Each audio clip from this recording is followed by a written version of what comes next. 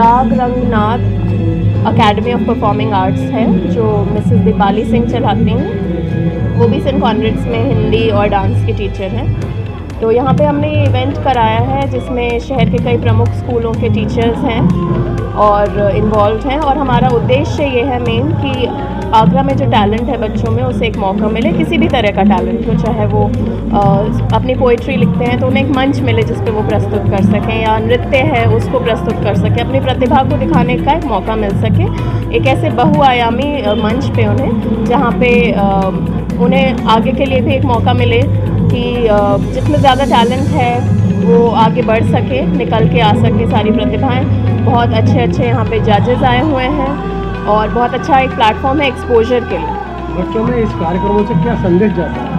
इस कार्यक्रम से कई बच्चे स्पेशली लॉकडाउन के टाइम पे उनकी प्रतिभा दब के रह गई, उन्हें कोई मंच नहीं मिला और सोशली बहुत दब के रह गए हैं। तो इससे सबसे बड़ा फ़ायदा तो इस समय ये है कि बच्चे अब बाहर आ रहे हैं, अपनी प्रतिभा दिखाने का उन्हें एक मौका मिल रहा है, और बाकी आपके सिटी में जो ऐसे टैलेंट्स हैं उनसे भी आप इंटरेक्ट कर सकते हो। जो कार्यक्रम हो रहा है ये एक कल्चरल प्रोग्राम है जो हमने बच्चों के लिए किया है, और बच्चों को एक ऐसा मंच आगे भी हमें प्रोवाइड करने की इच्छा है कि जिस पर आकर बच्चे अपनी प्रतिभा का प्रदर्शन कर सकें एक अच्छे मंच पर। तो इसमें क्या किस तरह के नृत्य का आयोजन किया जा रहा है? इसमें शास्त्रीय नृत्य और लोक नृत्य का आयोजन किया जा रहा है, साथ ही इसमें गायन प्रतियोगिता और काव्य प्रतियोगिता का भी आयोजन किया गया है। इसमें कहाँ के बच्चे हैं जो पार्टिसिपेट कर रहे हैं? ये बच्चे जो हैं saint Patrick's junior college, saint convents super college, saint Peter's and saint Paul's GD 25। इसमें कोई कैटेगरी भी रखी गई है? जी हाँ, इसमें कैटेगरी इसमें जूनियर और सीनियर कैटेगरी रखी गई है। जूनियर कैटेगरी 6 to 10 ईयर्स है और हमारी जो सीनियर कैटेगरी है वो 11 to 16।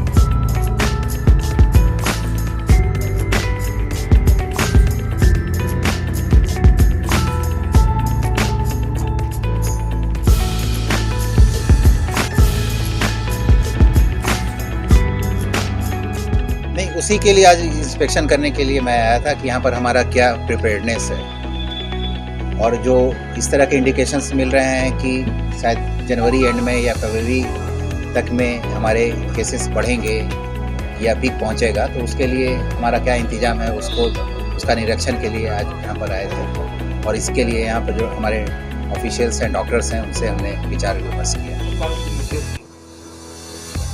निर्देश जो कोविड वार्ड है उसमें ऑक्सीजन की सप्लाई आनी चाहिए। हमने नया ऑक्सीजन का बड़ा प्लांट लगाया है, उसको कैसे पूरे तरीके से, लास्ट टाइम जब हमारा सेकेंड वेव था उस समय ये अवेलेबल नहीं था, तो अभी हमने अवेलेबल करा दिया है। तो उसका कैसे हम लोग अच्छे तरीके से जो यहाँ पर हमारे मरीज हैं आते हैं उनके फ़ायदे के लिए यूज़ हो, उसका हम लोग ने जायज़ा लिया, और उसके लिए जो भी इंफ्रास्ट्रक्चर की ज़रूरत है वो हमने डायरेक्शन दिए हैं, उसको जल्दी से जल्दी उपलब्ध कराना है।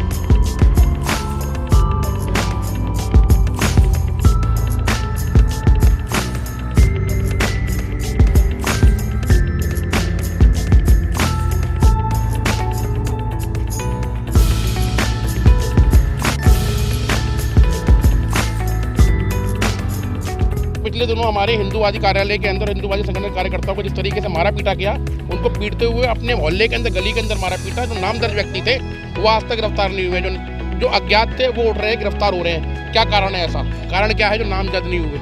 इनके अध्यक्ष पर सब कुछ है शासन प्रशासन पर। और फायदा क्या है, क्या करें इस चीज़ का? तो नाम दर्ज है, सब कुछ पता है, सब कुछ होने के बाद में भी अगर नहीं कर रहे तो फिर क्या करें थाने का?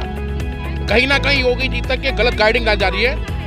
क्या अज्ञात की तो हुई है, अज्ञात की तो हुई है, नाम दर्ज वाले कहाँ हैं? बड़े बड़े लोग हैं, दबाव है क्या सत्ता का, या लिंक है उनके नेताओं वेताओं से? कार्यप्रणाली लचर लग रही है क्या? बिल्कुल है, योगी जी तक गलत लाइन जा रही है।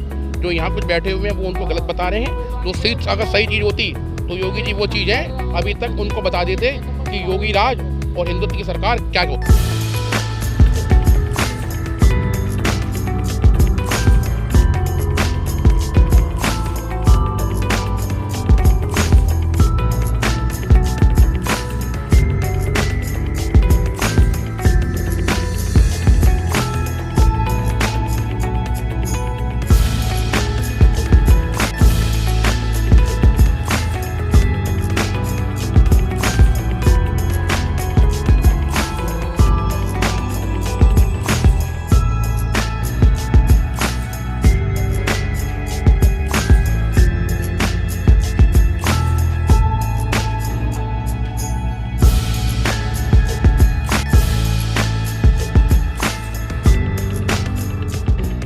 फुल डेप्थ रिक्लेमेशन टेक्नोलॉजी कहलाती है जी। ये सड़क बनाने की नई टेक्नोलॉजी है जी। और बाकी जगह पे यूएसए यूरोप में इसी टेक्नोलॉजी से सड़क बनती है। लेकिन आपने हमारे यहाँ देखा होगा कि जब सड़क बनती है तो एक लेयर के ऊपर दूसरी लेयर डालते हैं, तीसरी लेयर डालते हैं। और कई जगह आपने देखा होगा कि घर नीचे हो जाते हैं, सड़क ऊपर हो जाती है जी। लेकिन इसमें क्या है कि जो मटेरियल ऑलरेडी सड़क पर डला हुआ है, जितनी गिट्टी है जी, उसके ऊपर सीमेंट और एडिटिव एक केमिकल कंपाउंड होता है, वो स्प्रेड करते हैं और उसको 25 सेंटीमीटर तक मिला देते हैं। जो लगा हुआ है वहाँ पे रिक्लेमर, वो 25 सेंटीमीटर तक खोद के और मिला सकते हैं। उसके बाद वो जब कॉम्पैक्ट करके उसको स्प्रेड करके कॉम्पैक्ट करते हैं तो एक सेट ऑफ इक्विपमेंट है जिसमें 20 टन के रोलर यूज़ होते हैं। आमतौर पर गाँव में जो सड़कें बनती हैं उसमें 8, 9, 10 टन के रोलर यूज़ होते हैं। तो 20 टन के इसमें 2 रोलर यूज़ होते हैं और ये ऑटोमेटिक प्रोसेस में सड़क बनती है। तो ये जो सड़क बनती है ये 10 साल तक बिल्कुल इसमें कोई गड्ढा नहीं हो सकता है। इसके ऊपर फिर BC और ब्लैक कोट होगा। तो इस तरह के एक्सपेरिमेंट्स यूपी में पहली बार हो रहे हैं और ये 100 किलोमीटर सड़कें हैं जो पायलट के रूप में बन रही थी। उन्हीं 100 का ये एक हिस्सा है, इसीलिए हम लोग देखने आए थे। इन्होंने बताया था कि काम चालू हो गया, बट जो इक्विपमेंट्स होने चाहिए उसके साथ चालू नहीं हुआ। तो इस टेक्नोलॉजी का जो सबसे बड़ा फ़ायदा वो ये है कि आपको नई गिट्टी नहीं लानी है, नया पहाड़ नहीं खोदना है। यानी पर्यावरण के लिए ठीक है वो गिट्टी यहाँ तो नज़दीक में मिलती होगी, लेकिन बलिया में गिट्टी अब आती है सोनभद्र से, देवरिया में बहुत दूर से आता है। तो एक वो बचत होती है। और दूसरा इसका ये है कि जो प्रिस्क्राइब मशीनरी है वो आप नहीं इस्तेमाल करेंगे तो जो रिज़ल्ट आना चाहिए वो नहीं आ सकता है। फिर आप पूरी टेक्नोलॉजी को ही बदनाम करके और बंद करने की बात करेंगे, क्योंकि इससे बहुत से लोग खुश नहीं हैं। उनको नहीं लगता कि गिट्टी बंद होनी चाहिए, गिट्टी आते रहना चाहिए।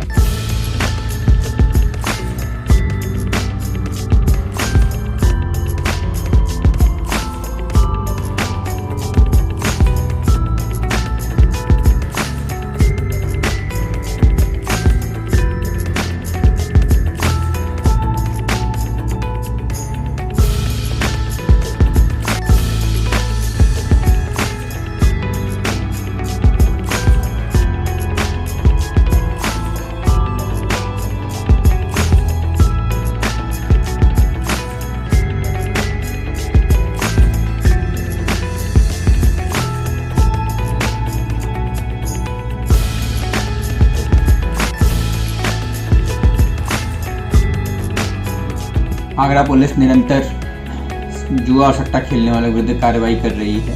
इसी क्रम में थाना न्यू आगरा पुलिस ने कल एक जगह दबिश डालकर 2 लोगों को गिरफ्तार किया और वो वहाँ पर सट्टा खेल रहे थे और उनको गिरफ्तार कर उनको जेल भेजा गया। उन 2 लोगों के नाम हैं पप्पू और सनी। इन दोनों का आपराधिक इतिहास पूर्व का है और अभियुक्त पप्पू के विरुद्ध पूर्व से 7 मुकदमे पंजीकृत हैं। इनके पास से 2100 रुपये, 700 ग्राम नशीला पदार्थ, 2 सट्टा पर्ची, पेन, डायरी आदि बरामद हुए हैं और अग्रिम विधिक कार्रवाई की जा रही है।